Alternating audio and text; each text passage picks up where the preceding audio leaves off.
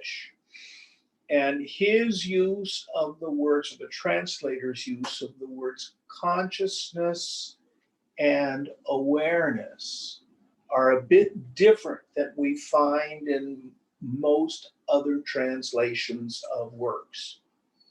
He's using the word consciousness to translate the Sanskrit Chaitanya, which actually is usually translated as consciousness, but it's the consciousness of stuff. So we would call it mind, perhaps.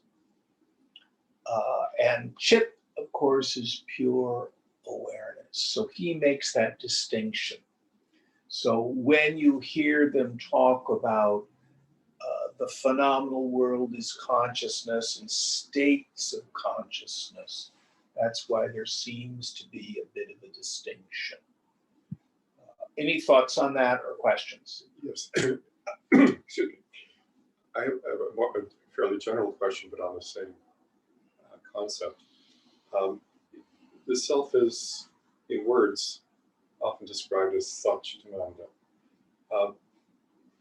Sat is something I guess I can grasp more easily than Chit as something that is unchanging and infinite. And so the nature of the self or of Brahman, what if there's consciousness, is there consciousness of anything? That is, once we return to our true nature, human consciousness is conscious of things, and it's the consciousness used to exist. But the ultimate reality and the creation has an element of consciousness. But is that just a part of what being is, or is it their consciousness of any change or thing? If things appear, it's conscious of things. If things don't appear, it's still there. Okay. But we can't say it's conscious of anything if there's nothing there. Right. Okay. Is there something there all the time? In being, if you meditate and you find that there are spaces between your thoughts, there's nothing there to be conscious of except the absence of everything. Right. But in the absolute, once we no longer have mind or body, we're still, is our reality such that we're conscious of anything, or is it just? Well, that's a very good question because it presupposes an individuality. Yeah. And Maya is co-eternal with the self. It is the great question is, where is the locus of Maya? Some people think, well, Maya is in the mind. No, the mind is in Maya. Maya is the word we use to describe the fact that infinite consciousness, Shiva, seems to fork into subject-object. What is the object? It's nothing but consciousness, awareness appearing as name and form, like the elements of a dream. But look at it this way. You are aware of the waking state. Very different than the you that's aware of the dream state. But is it? It's the same you. And in fact, if you take LSD or drink too much wine, whatever mind state you're in, that's various states of consciousness. But the you that illumines them is always the same. Now, in deep sleep, the mind is all folded up into ignorance. But you are still there. In Upadesha Sahasri, I found a new metaphor, a new image that's wonderful. So with your eyes, EYE, wide open, you can look around and see stuff. Close your eyes. Are you blind?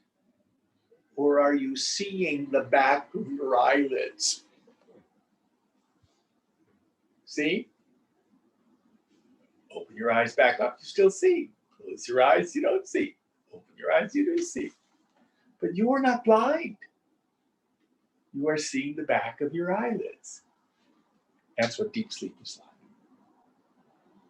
You are still there illuminating deep sleep. Otherwise, in the morning, you couldn't wake up and say, oh, I don't remember a thing. I have no idea what happened. I slept completely soundly. Or you may remember, oh, God, I got up 3 times to go to the bathroom. Most of us are old, so we know what that's like. You don't have to face that yet.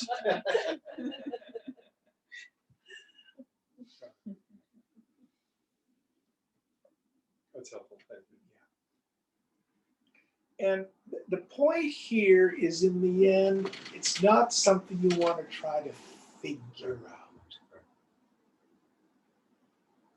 You know, it's ununderstandable in the end.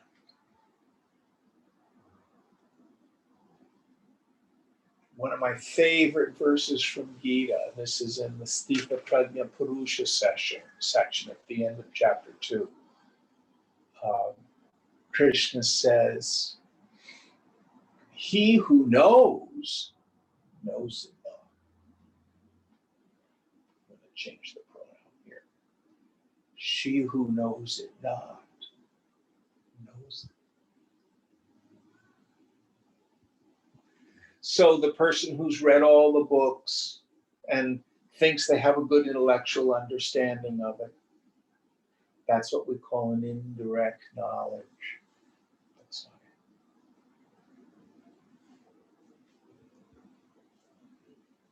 But when we tune up the mind and unknow,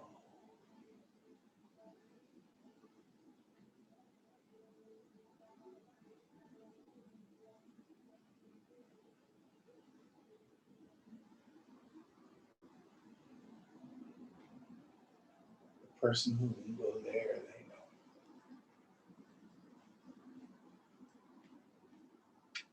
Now, if you have yet to have that taste of the mind that becomes one,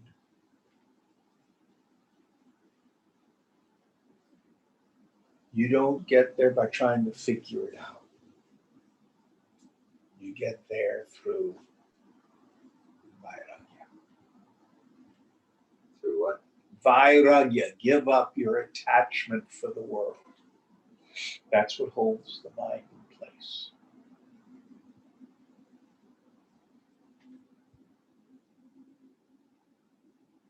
It's not something mechanical. You can't huff and puff with pranayama and just stop your mind that way. You can go there. You might even get high. But that's what we call a jada samadhi, an inert samadhi. It results in I, the individual, see nothing. So it does nothing to reveal our essential nature. The mind has to end.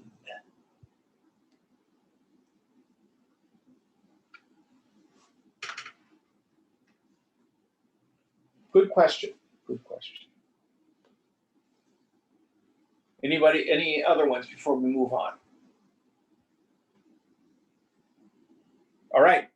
Will you help us out, please? Sure. December 30th, 1980. Questioner. I think there should be beauty in the whole manifestation. Maharaj, you should not get involved in what has appeared. Take a tree, the bark, the leaves, the blossoms, the fruit, all have a different nature. If you get involved in the appearance of these, you will lose sight of the source, the tree. Intellectually, you have understood, but you have to be one with it. You have to identify with what you have understood. Understand that the seed of this body is the sperm of the father mixed with the ovum of the mother. That is the seed for the manifestation of the phenomena. But I am not the seed. I am not the phenomena, nor am I the consciousness which is time-bound. Yeah. So again, here, Chaitanya, the consciousness which is time-bound. My understanding of things. In the Chinmaya mission, I don't know if they do this in other traditions. When you go take the course in Mumbai and you complete it, then you become what we call a brahmachari. And you're given a new name. So the young man, for example, who's now the acharya, the teacher down at the San Jose mission, when he was up here at UC Berkeley, his name was Anup. Now he's Soham Chaitanya. So his name is the consciousness of I am that. So my dear friend for many years, Arpita, was actually Arpita Chaitanya. Now she's a Swamini, she's Radhikananda. Or Aniket Chaitanya, the consciousness of homelessness. That's a wonderful name. So it means that the state of consciousness, you see. That's something that the human mind achieves. We can say that the awakened state of mind, being Jivan Mukti, is Chaitanya. It is the consciousness that I am Brahman. But that's in the world of manifestation.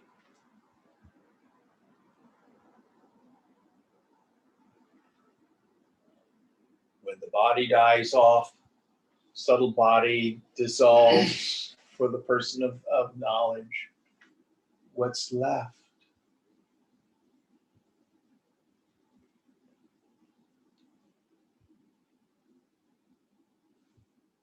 No Chaitanya. No Chaitanya. Or the Chaitanya has merged with Chit. Nothing left.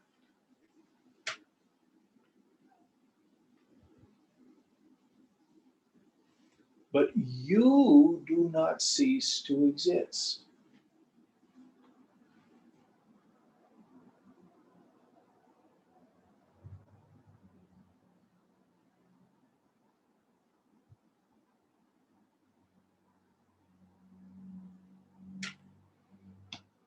All right, going on. The names and forms which you see are consciousness only. Your consciousness is very pure, and that's why you were able to judge. The Atman is colorless, but it is able to judge colors, etc. Your sadhana is over. You have reached this place. This knowledge is for those who have no desires. The self-knowledge is the most precious knowledge. To you who search for the self, I explain this type of knowledge. I lead you to a state where there is no hunger, no desire. Therefore, I am not inclined to invite those who are worried about their possessions and their relations to listen to my talks. When you have knowledge, you see that the consciousness I is all pervasive, as long as the consciousness is there. But the witness of the consciousness has no I am, and that is your true eternal nature. I love gives rise to great joy, and at the same time there is nothing so miserable as I love. Giving up the body is a great festival for me. What is the worth of all the activities of human beings? It is all entertainment, just to pass time. You get pleasure only when you forget yourself. In deep sleep, you have forgotten yourself. That itself is joy. It is the Atman, not the personality, that is drawn to spirituality. I will not expound knowledge in the future. A few words here and there will be all. January 3rd, 1981. Beingness, Maharaj. Beingness has the quality to become whatever you think of. Whatever concept you feed to the consciousness will provide you with that. Whatever you hold on to intensely, you are bound to be that. That is the quality of your consciousness. So here we find this actually stated by the Master Jesus. As a man thinketh in his heart, so is he. Whatsoever you ask, believing, so shall you receive. So whatever you put your attention on with full single pointedness, the consciousness becomes that. Question? Yes, you just clarified because you probably heard it before. But what is Atman as opposed to individual? Well, it's very interesting. I'm not quite sure what he means by that there. Mhm. The word Atman in scripture is used in various ways depending on context. Atman just means self. Okay. The way Shankara uses it, he's far more rigorous. I am Atma Brahma. This self is Brahman. Okay.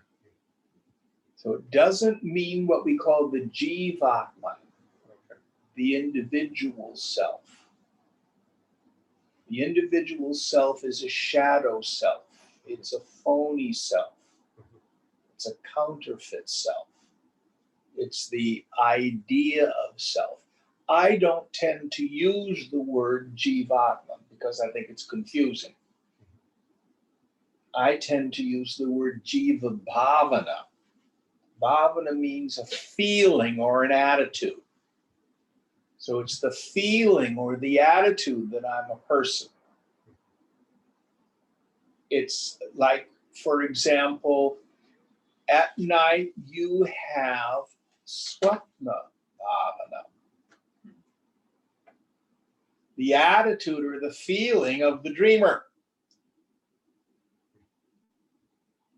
So I had the strangest dream this past week. I was in the passenger seat of my old roommate Perry's 56 Packard. Whoa. Have you ever had a dream about a 56 Packard? And it was in neutral and the emergency brake was on, but the emergency brake wasn't holding, so the car was riding backwards. So I was trying to get over into the driver's seat, turn the ignition on so I could then move the car up forward, but for some reason the ignition wasn't working right. I mean, it's one of those kind of weird dreams that way. But the self that was there in the dream seemed like me. It was a swapna jiva. It was a dream self. But it was a jiva bhavana. It was an attitude or a feeling or an experience. Different than the waking state, Jim. One of the things that's very interesting is the dream Jim always sees perfectly. You have the same thing? Right. You know, Mark and I both have vision issues. Waker dream has vision issues. I'm never fat in a dream, too. Fat what fat?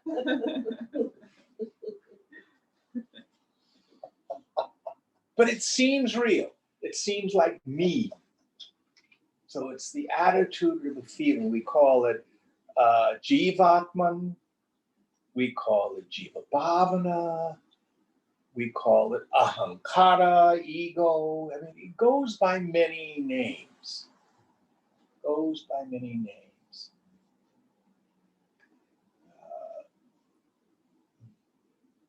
One of Shankara's famous issues is that individuality is like the moon reflected in various jars of water. So you have to imagine it's a hot day, probably June, before the monsoon comes in Kerala. It's in the south. So right now in Kerala, it's probably well over 100 degrees in the daytime. So the women have these great big huge jars they put on their head. Did they do that in the villages where your family's from? Mhm. And then they go down to the local river or tank. And they don't even touch them. They have these little cloth round things they put underneath them. They're going, talking with each other as they carry these jars down. Then they dip these big, huge jars in the water and carry them back to the houses. So Shankar was a Nambudri, which is very high priest class. And these Nambudri houses always have these wonderful colonnaded porches in the houses. So there's a breeze that can come by. And then these jars are outside. Well, if it's a hot day, they're probably sleeping right now. So he would be teaching class at night when it's cooler. The moon comes out. See the beautiful full moon in the sky. But if you look and let's say there's a half a dozen jars, you see a half a dozen moons in the jars. That's Chandra Chaya, the reflection of the moon, the shadow of Chaya means both reflection and shadow. It's a pratibimba, it's a reflection, like in a mirror.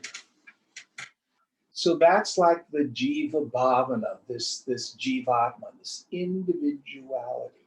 Now, notice that the moon in the jar has a quality of luminosity. One of the things I do in class frequently when we discuss this subject, I have a little hand mirror in the drawer there. You've been in class when I've done that. I turn on the LED light and I hold up the hand mirror and I shine it in people's faces. Have the reflected light, shine it on your face. Have you been there when I've done that? No. Well, so let's say I'm shining Do it. it. I'm shining it now on you. You got to imagine it. Mhm. So is there a light in the mirror or not? Reflection. Well, but it is But luminous. Yeah. I can shine a bright light right in your face with Right. the mirror. So is the individual consciousness, am I a conscious individual being? Well, kind of yes and kind of no. I, Jim, am aware of a phone. The guys next door are not aware of it. But it's a reflected consciousness. And then, of course, the problem what Shankar would do is he'd go to the jars of water and he'd go with his finger. And what would happen to the moon in the jar? The moon is broken. Oh, I don't see a moon broken. So also for you and me, I am happy, I am sad, I am successful, I am a failure. Listen carefully. I am in bondage. I am realized. All Chit Chaya. All Chaitanya.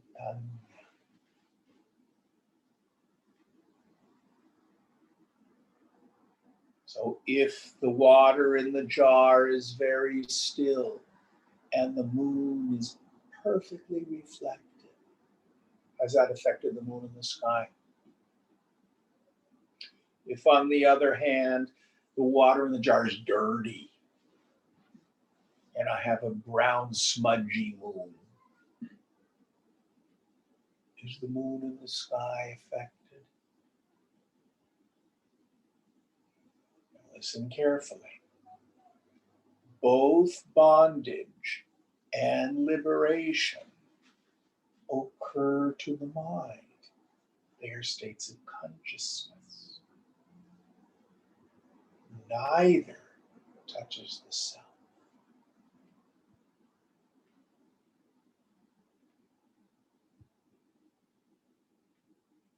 Now, when Maharaj was using the word Atman, having a sense of agency, again, I don't know what the word was in Marathi. I don't know how the translator dealt with that.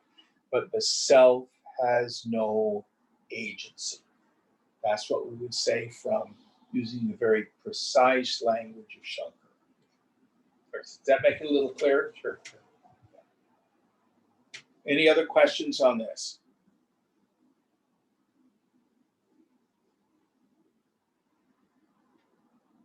Going on. Whatever you hold on to intensely, you are bound to be that. That is the quality of your consciousness. You should never think that you are the body. Consciousness is not the body. As a result of the body, the beingness is felt, but beingness is all pervasive.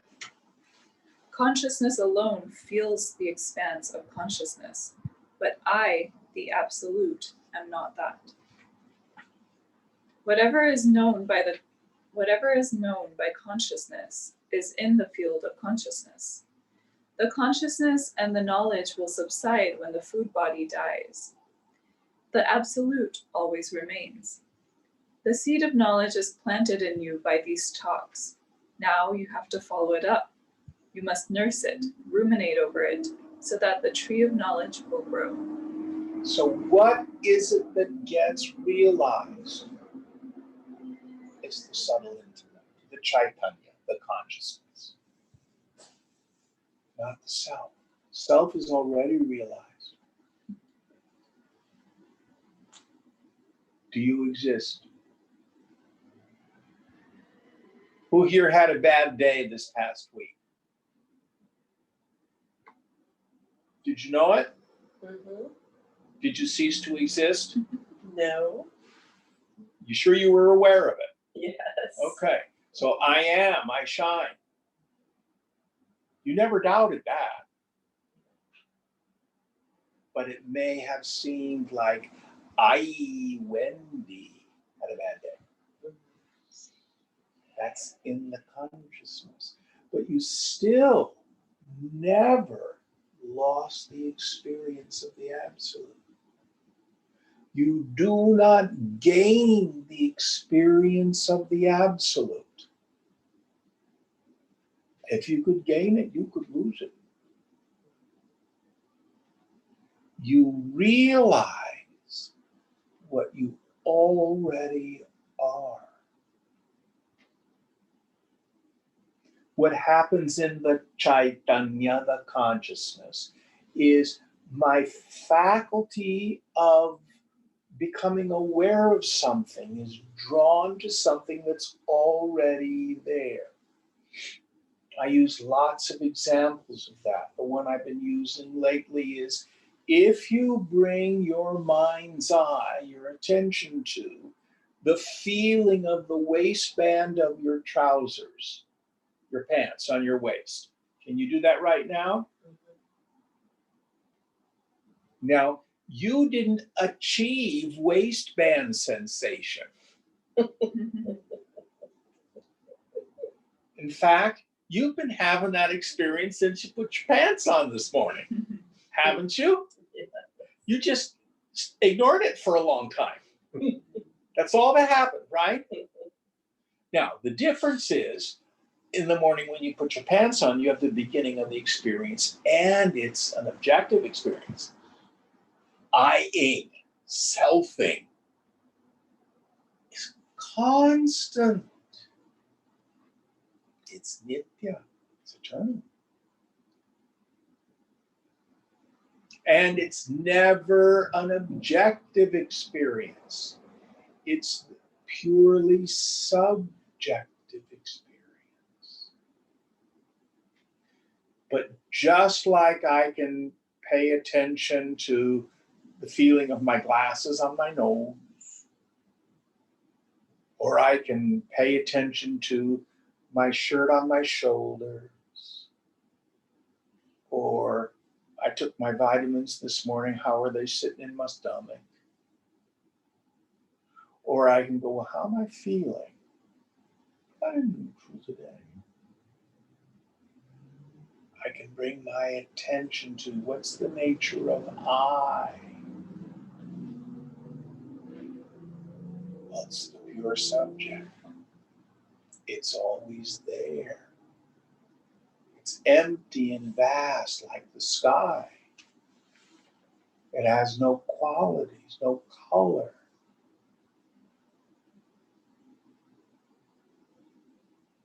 And when I bring the attentive faculty to that, the world recedes.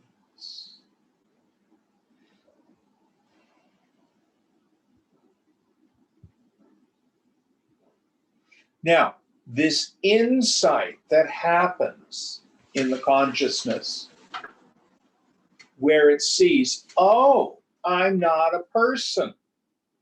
I'm that great expanse of consciousness, that aha.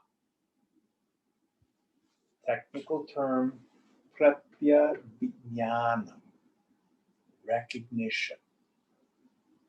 Oh, I get it. There's nobody there. Does that occur to the self? It occurs to the consciousness, the Chaitanya. Or to use Shankara's language, it occurs in the Vijnanamaya kosha, in the intellectual sheath, subtlest part of the intellect. Or how the Buddhists say it, the buddhi, the subtle intellect, becomes buddha. Awake. None of that changes my essential nature. Am I speaking loud enough, Lloyd? You are now. Okay. Was I before? Well, sometimes your voice goes down like this. Because I'm being spiritual. I'll try to remember to speak up. I'll make a noise like this. All right. January 4th, 1981. Questioner. I was pondering what Maharaj said about all consciousness being the same this morning, and for just a few seconds, it was as if everything was one and I was behind it. Is this the aim? Maharaj. That is not the aim, it is so. It is there, and it is only because of identity with the body that what is doesn't seem as if it is. Please understand that there is only one thing to be understood, and that is that you are the formless, timeless, unborn. It is because of your identification with the body as an entity that your consciousness, which is universal consciousness, thinks that it is dying. Nobody is dying, because nobody was born. The millions of forms are the manifestation of consciousness. It is the millions of forms which get created and destroyed, but universal consciousness itself is unborn and undying. Just imagine if all the millions of forms which have been created were still here. How could other forms be created? It is because consciousness is unborn and undying that the millions of forms get created and destroyed. So, one of the other words we use for what he's talking about is prakriti, the stuff of nature. Prakriti is eternal. Unless you think of at the end of the age, there's a big crunch after a big bang. But for practical purposes, nature is co-eternal with consciousness. Nature changes form. But isn't one of the things Einstein said is that the amount of matter and energy going back and forth is a constant? It's never destroyed, it just changes. Isn't that what he said? Did I understand that? It's not created or destroyed. Yeah. Yeah, it just changes form. That's all that happens. So what we call birth and death, not only of the body, but restaurants, relationships, everything arises in consciousness, exists for a while, and then goes out of consciousness. Something else arises.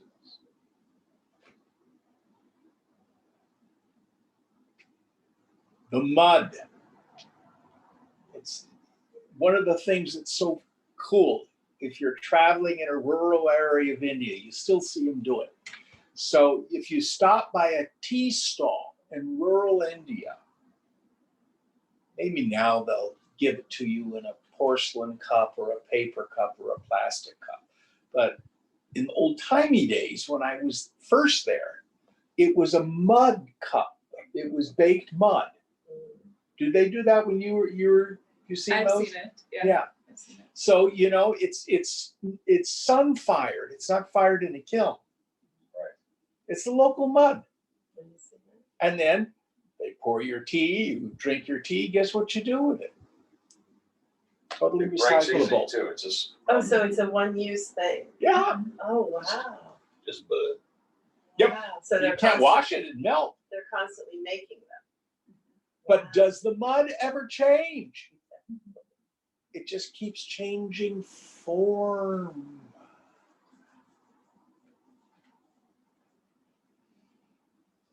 That's all this thing is.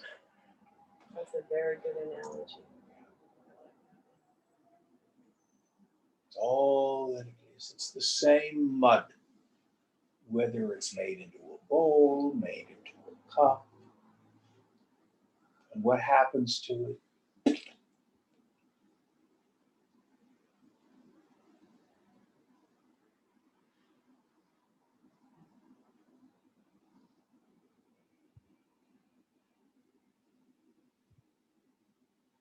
In Gita, Krishna says, certain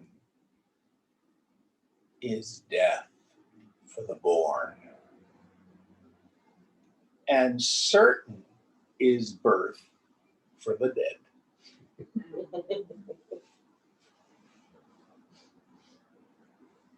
But you are never born. Deepak Chopra said something that I just love. He says, the opposite of death is not life. The opposite of death is birth. There is no opposite to life.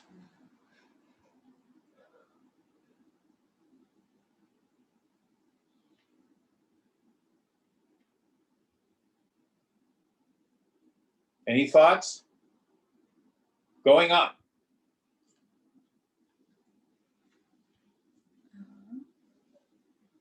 It is because consciousness is unborn and undying that the millions of forms get created and destroyed.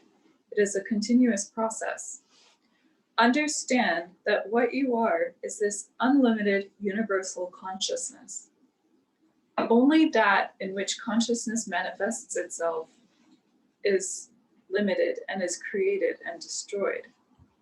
The total potential of consciousness remains. It is unlimited. You are seeking knowledge from the standpoint of identification with the body and whatever can be grasped by the mind. When this body machine is there, the technique of using it is there, and that is what you are identifying with now, but it is not your true identity. You have no control over it. It has appeared and it will disappear. I talk to you from the perspective of the universal consciousness, and I know that all bodies are the essence of food and that they will vanish. January 7th, 1981. Questioner. Every time something happens now, instead of getting involved in it, I am seeing that everything is that I amness. I am experiencing that. Maharaj. Witnessing takes place. There is nothing to be done. It is total freedom for one who does not identify with the body. Questioner. Everything is happening on its own, and I have no concern with it. Maharaj. If that is so, it means that you have understood everything, and there is no need for you to linger here any longer. Questioner, another person. It is different for me. I have to make an effort not to get involved in thoughts when I meditate. Maharaj. It is the nature of the life force to express itself through thoughts and words, so they will keep on coming.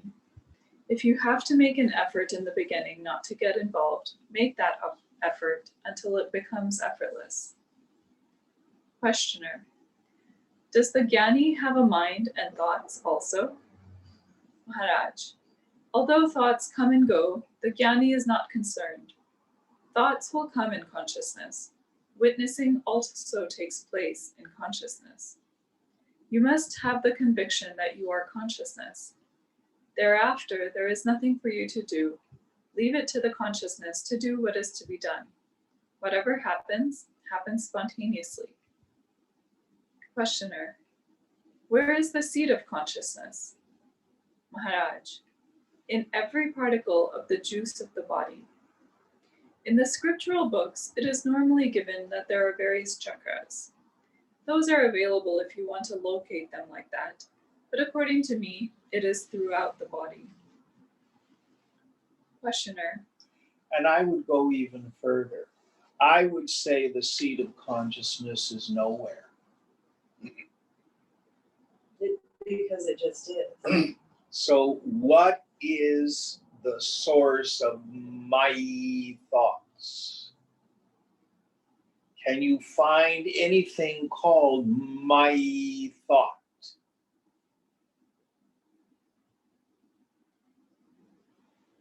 I think the clearest example of this is fashion. Fashion. Fashion. I was FaceTiming with Mauricio in Punjab. He's got a new haircut. It's like the mullet has come back. Oh no. Shaved on the sides and all pointy on top. Now he's young, he's got lots of hair. You know, it's fashion. Did he choose that? Or is that just the style?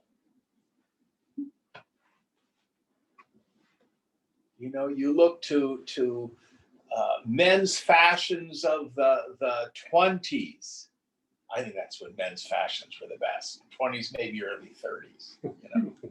Zoot suit era.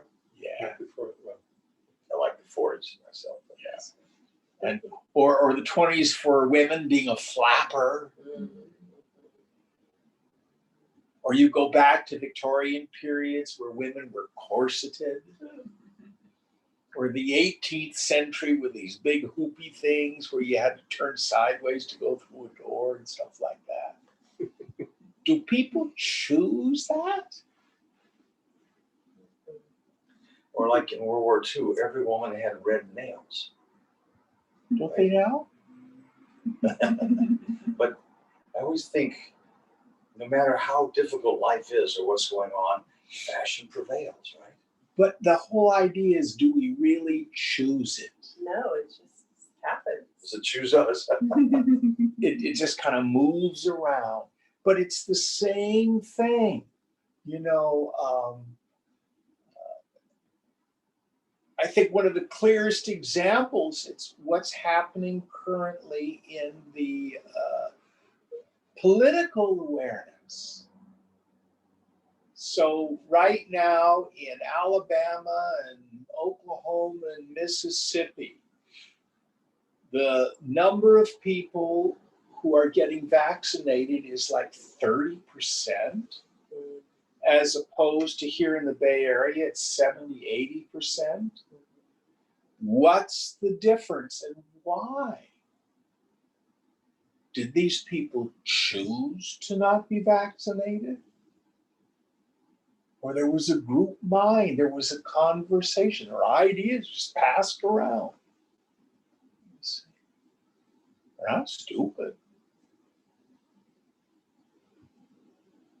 Who won the last election? Very interesting question.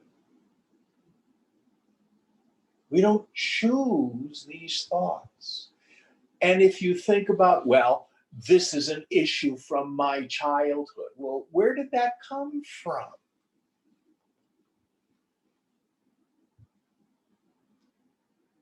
I got this from my parents. Well, where did they get it? I grew up in an alcoholic home. Well, where did your parent get their alcoholism? To whom did it really belong? You know, you can't find a thing called my mind or my ideas. So my take on it is consciousness is nowhere located.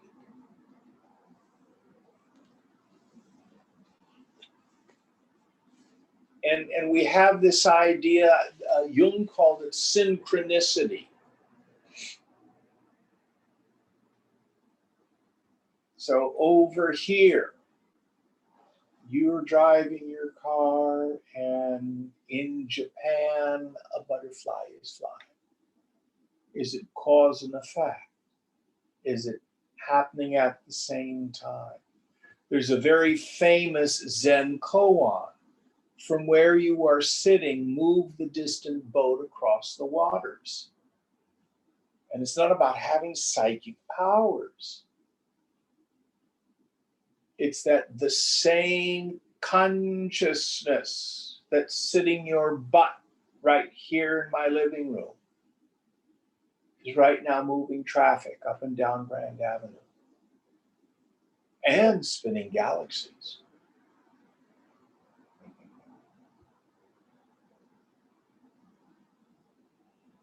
This is the real actor in every way.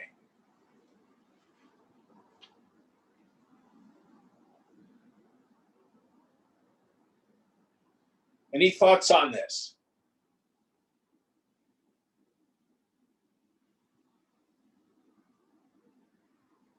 Going on.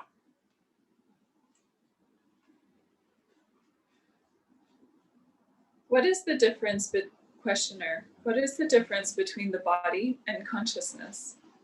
Maharaj. What is the difference between sugar and sweetness? The sweetness is there in the cane sugar juice. In the body, the sweetness is the knowledge you are, the consciousness. This knowingness is due to what? What is the prerequisite for consciousness? Questioner. Is it the body? Maharaj. The body is necessary to sustain consciousness. For the body to be, food is necessary, is it not? Questioner. Yes. Maharaj. Let me stop there. Interesting point. I was listening to a friend last night who's a little older than I. I think he's 75, maybe 76. But he has Parkinson's disease. So not only is his mobility starting to become less and less, but one of the effects of long-term Parkinson's for some is dementia. Now, my friend is super, super smart, and I suspect has been identified with the fact that he's really intelligent. Very well educated, used to be a teacher, etc. And he was joking last night that he's getting dumber. And he finds that daunting. Can't remember stuff. Can't put ideas together like he used to.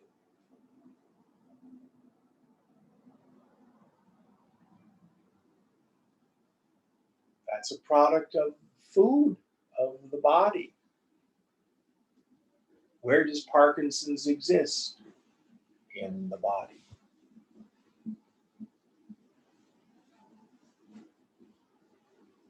Any of us here who are, older than 39 had memory issues? Yeah. I forgot, I don't know. So your mind isn't functioning like it did 20, 30 years ago. See what you have to look forward to? Read it and weep it. So what yoga would say is the body and the mind are not separate. There's a visible and invisible form.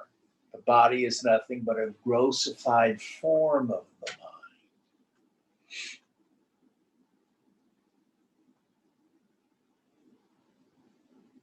But you can see the sense of how our thought process, our attention, our memory, our cognitive ability is all connected with the body.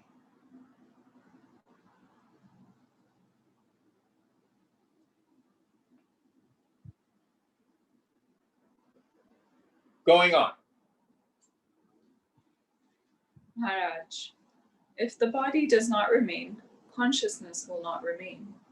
In the absence of body and consciousness, what are you? Questioner, I don't know. Maharaj, now you want to get some benefit, some advantage for yourself. To whom is the benefit? Questioner, consciousness.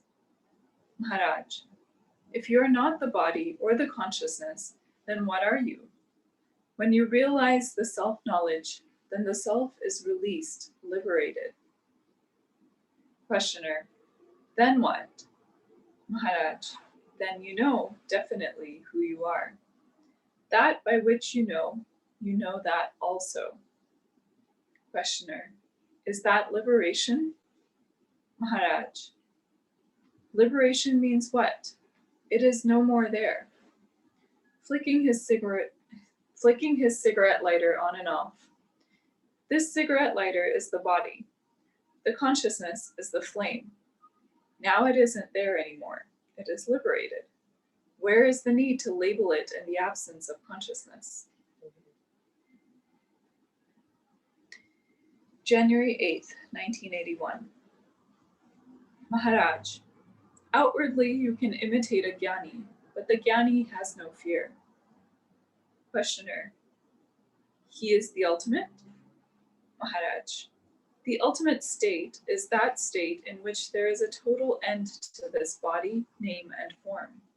When there is no form, shape, color, or name, who is there to ask anything?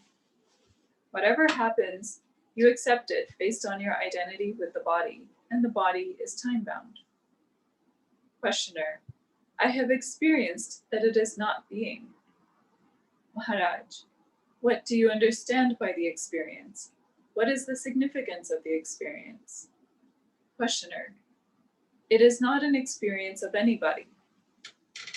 Maharaj, any experience occurs where there is a change.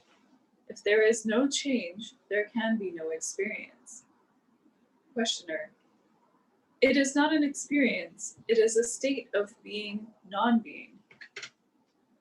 Maharaj, that which you say is and is not, is it according to words or is it an experience? I will not play hide and seek with words.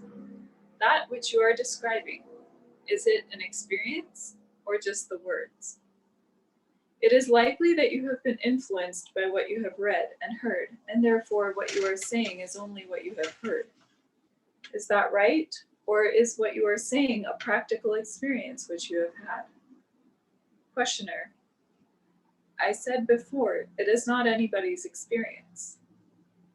Maharaj, first I thought I was the body, then I experienced that I was not the body, but I was the consciousness. Then I got the experience that this consciousness is not really me, and there is no form, no individuality, no nothing. Is that your experience? Questioner, the experience is that there is no body, nothing, that I am and I am not. Maharaj, what is it that is no longer there? Questioner, the consciousness of the body. Now there is no more center. Thoughts don't come from the center as a body. Maharaj, if thoughts don't come from your center as an individual body, Then how do thoughts come? Do you now identify yourself with the thoughts? Do you think the meaning of the thoughts and you are one and the same? Questioner, no. Maharaj, what has really transpired? What is the change? Questioner, the change is that the center in consciousness which was there is gone.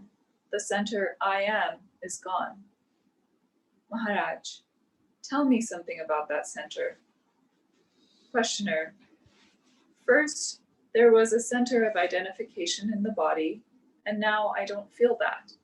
Now there is no borderline. Now there is no particular entity. Maharaj, I am means the knowledge you are. Questioner, that is now unlimited. Maharaj, the knowledge I am has no limitation at all? Questioner, that is right. Thank you. Now I must go. Maharaj, when he talks, saying I am doing this or I am doing that, what he means is I am that knowledge I am. That is consciousness.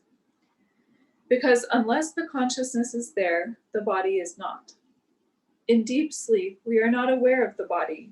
We are aware of the body only when we are awake and the consciousness is there. Therefore, when I say this, I mean that it is this consciousness which I am, and not the body, which comes later. This sickness is an aspect of the consciousness, and I am not the consciousness. I am not the I amness. Whatever sickness is there in the domain, whatever sickness is there is in the domain of consciousness. With the aid of consciousness, sickness is being experienced. When I shall be totally in my ultimate state, when this consciousness is finally extinguished, that is my total perfect state. So, the first part of that conversation, it sounded to me like the disciple was trying to verify his direct experience via Maharaj. Am I realized yet? What I would say is if you need the verification of the teacher, there's still doubt.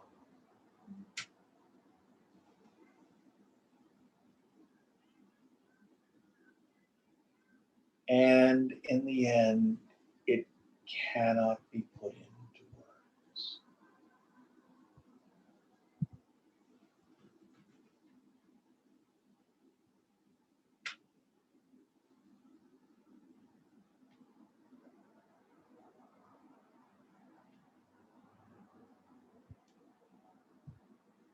Now, what Maharaj is talking about in the second part, in the scriptures, we talk about being Jivan Mukta, liberated while alive, and Videho Moksha, liberation beyond the body.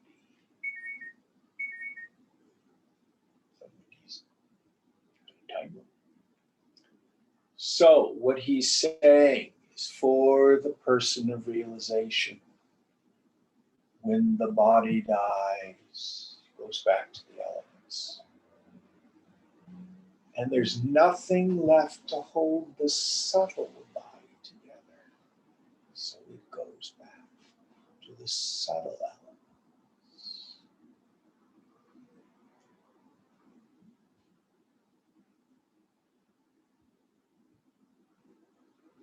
For the person still in ignorance, physical body dies, goes back to the elements. The grosser part of the mind also goes, but the subtle part of the mind continues. And that's what again reincarnates into another physical body. We are compelled to take up another dream. Another one. Another dream.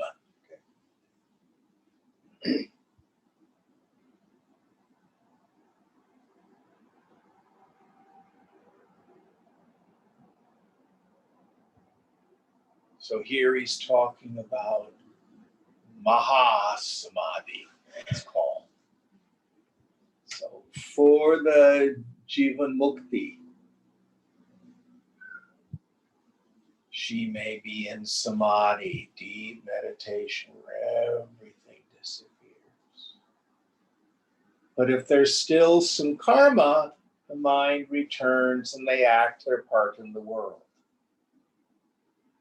But Mahasamadhi, the great samadhi.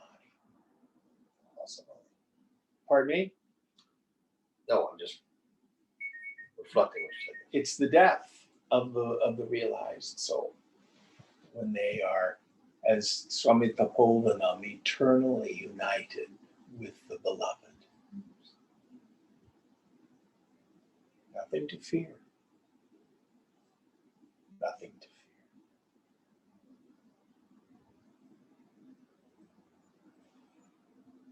All right, let's do a couple more. It's about 5 of.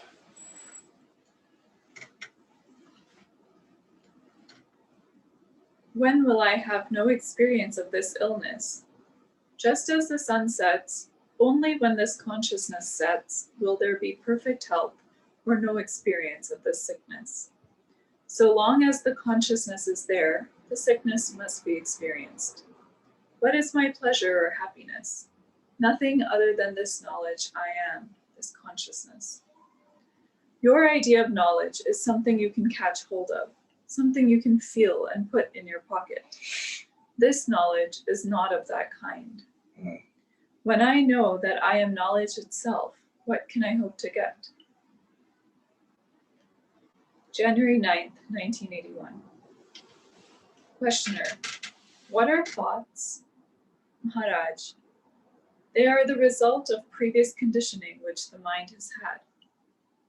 Questioner, are the thoughts of the Jnani and the ignorant one different from one another?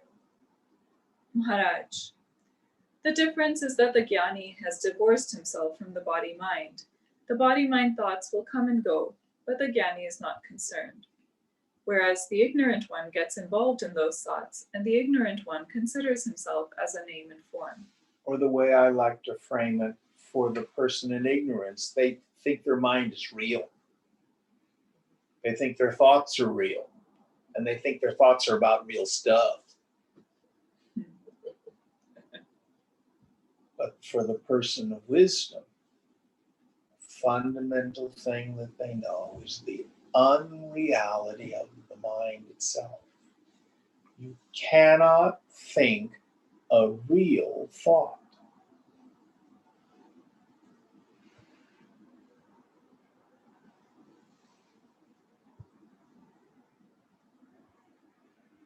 They're like the mirage waters in the desert. Seen, but not real. Including the idea I just gave you. That's not real either.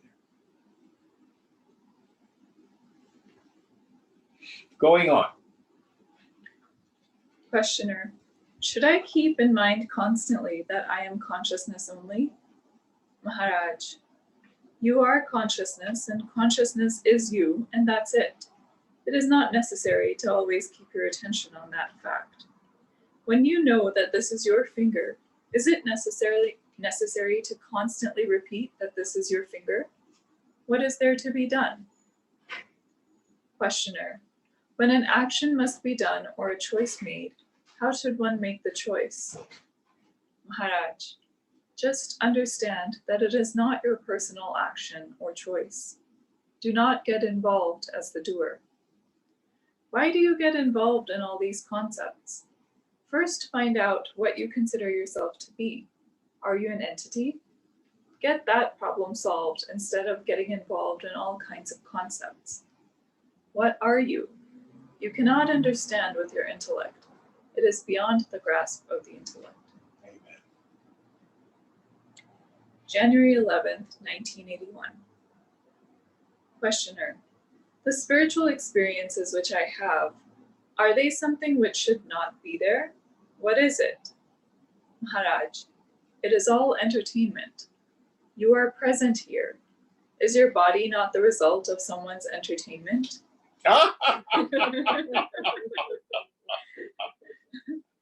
So long as you know that the experiences are only appearances in consciousness, it is all right. Understanding is not a matter of time. If you really apperceive the truth, it is simple and quickly grasped.